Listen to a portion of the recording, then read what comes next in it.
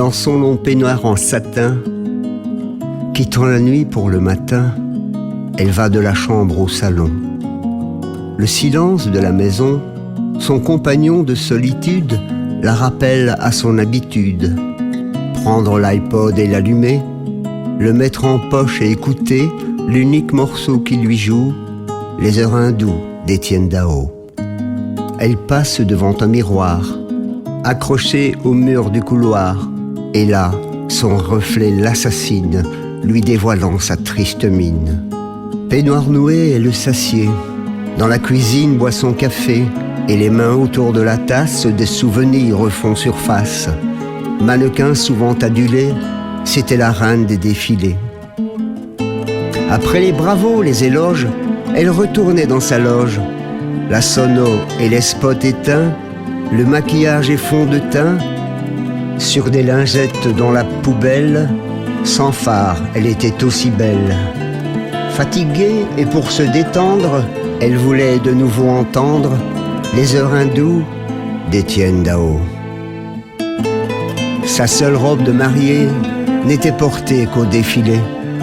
Les hommes qui la convoitaient ne voyaient pas qui elle était. Ils se l'imaginaient docile, des chasseurs d'une proie facile. Une larme vient de tomber, faisant des ronds dans le café.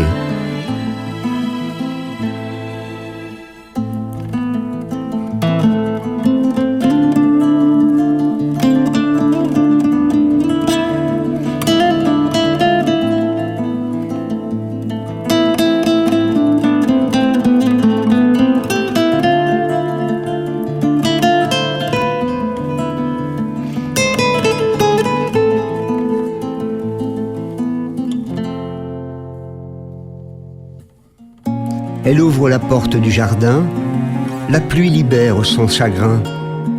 Mouillé sur sa peau le satin souligne la beauté de ses seins, épouse les rondeurs de son corps, qui malgré l'âge séduit encore.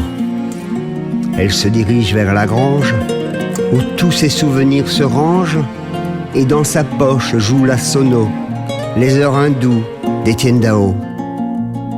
Les heures passent, sonne le clocher de l'église du village d'à côté.